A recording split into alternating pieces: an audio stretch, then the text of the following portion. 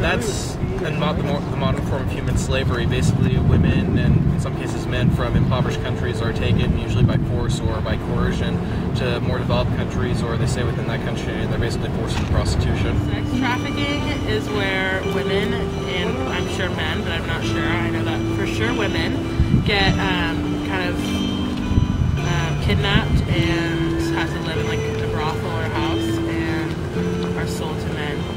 Like, they take people and they sell them for sex.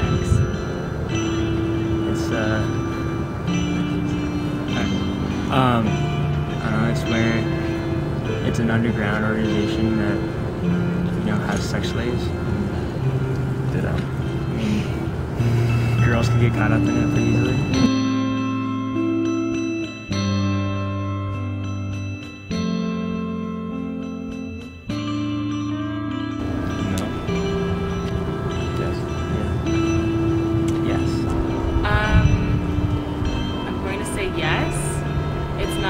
Forceful in some cases, I guess, because I feel like prostitution can be a choice, but the fact that it's like taking someone to like do things without their will, I guess, would be a form of sex trafficking, and that would fall into that category.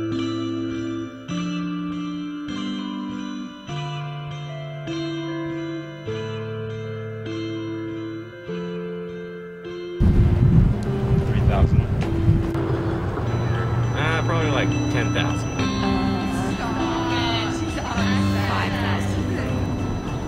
I honestly don't know. If you had to take a wild guess. 10,000?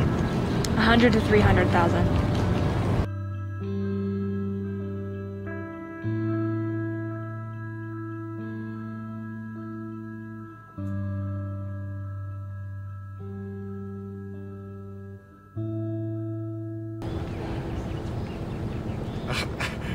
$17. 20? 17? 14 to 18. I'm probably like 19.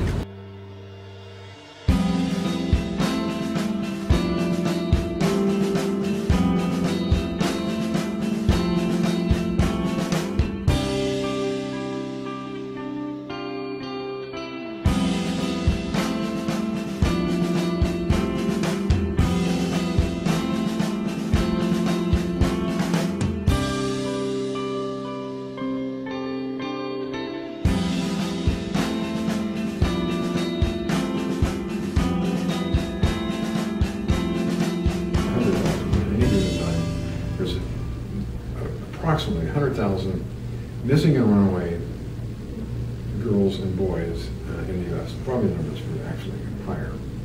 And his data, he said that within 6 weeks, 90% of the girls and 60% of the boys have been victims of sexual assault.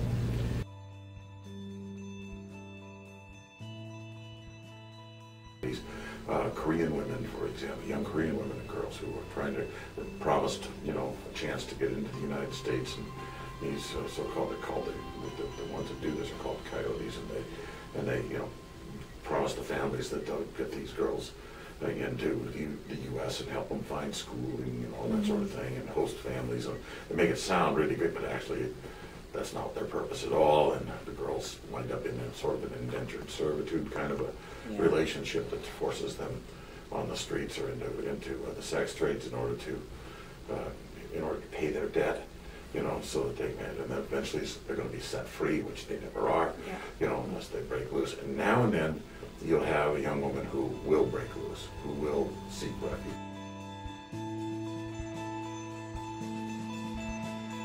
It's hard to find victims. Victims just don't come forward, and they don't very often come forward to the human service agencies, much less the police.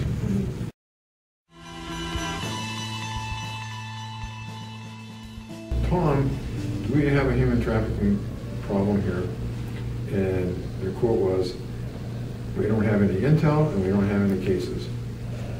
Therefore, we don't have a problem."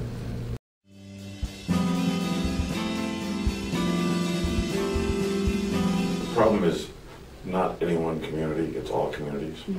It also involves illegal entry into the country, It also it involves so many different types of covert activities on the part of criminals that establishing some type of a national network that would allow local law enforcement to understand what's happening elsewhere in their regions and therefore figure out where they are with respect to the rest of this would be useful. It's going to take a requirement to underwrite something. This is happening interstate, so I think the Congress could get involved in this and pass legislation and appropriations. I don't know where we're going to do that. I think certainly that we need to refocus. If we're going to have any kind of, if we're going to find cases, we have to go out and look for cases and not wait for them to come to us. Yeah. That's, my background is law enforcement, and it seems to me that that's probably the place where we're missing the boat.